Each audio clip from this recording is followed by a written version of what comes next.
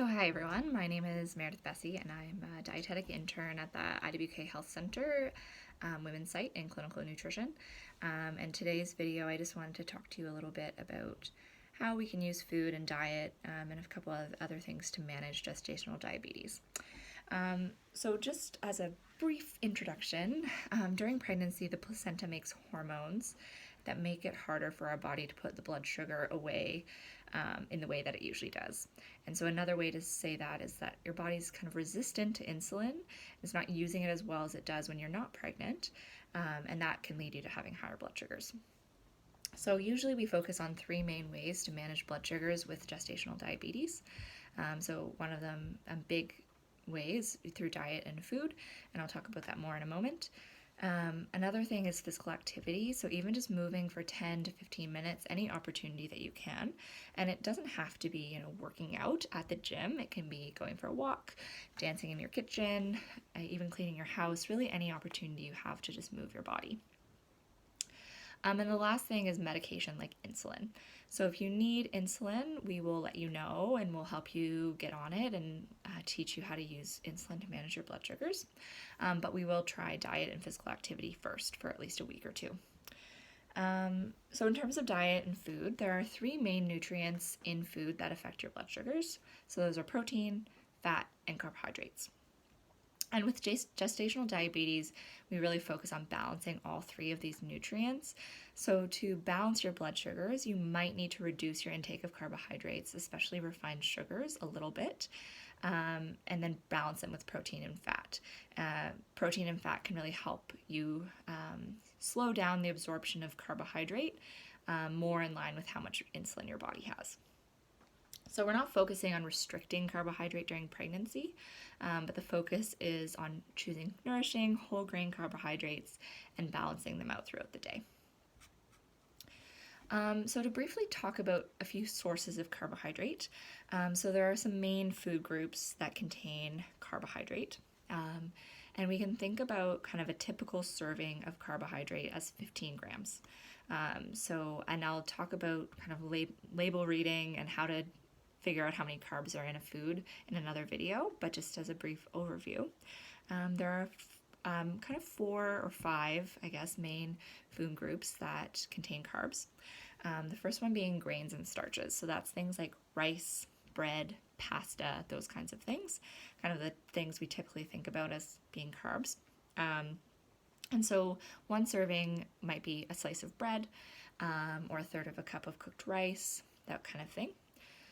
And then also starchy vegetables. So there are a lot of vegetables that really don't have many carbs, but there are vegetables like potatoes and peas and corn that are a bit higher in carbs, so we have to think about that.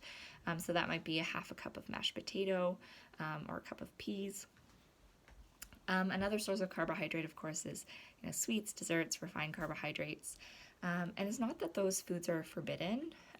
They're definitely allowed to be eaten, but you just have to be a bit mindful of portion size, and you can always check in with the dietitian about some kind of lower carb ideas for desserts.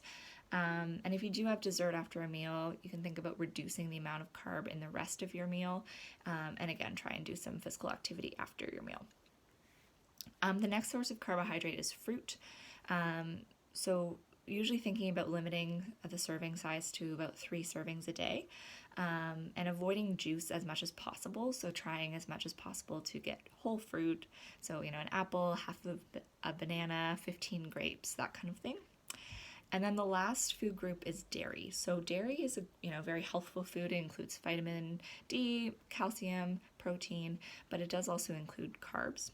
So thinking about only having 1 serving of dairy at a time. So that might be a cup of milk or 3/4 of a cup of yogurt. And then, of course, there are other foods that are very low in carbs or basically free of carbohydrates. So that includes things like protein. So that might be things like canned tuna, sardines, chicken, beef, hemp hearts. You might see these in the grocery store, tofu, peanut butter, that kind of thing. And then fats and oils, so margarine or butter, avocado, bacon, coffee cream, etc. And then those non-starchy vegetables that I mentioned earlier, so lettuce, bell peppers, cauliflower, onions, snow peas, broccoli.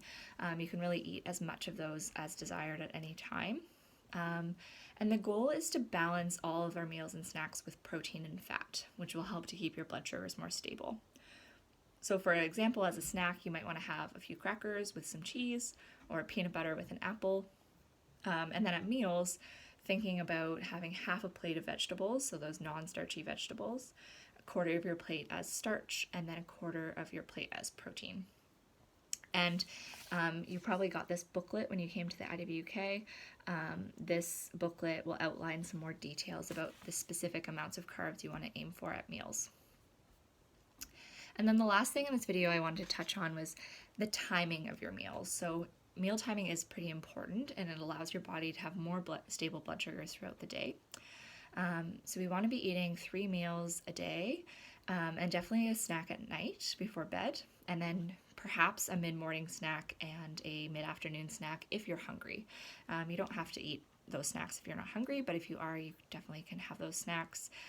Trying to space out your meals and snacks about 2 to 3 hours apart. Aim to eat your dinner by 7 o'clock, and then time your night snacks, your bedtime snack, about 9 to 10 hours before your breakfast the next day. And that will be really helpful with managing your morning fasting blood sugars, which can be tricky for some people. And if you have any other questions, you can definitely contact the dietitian or check out the other videos on our page.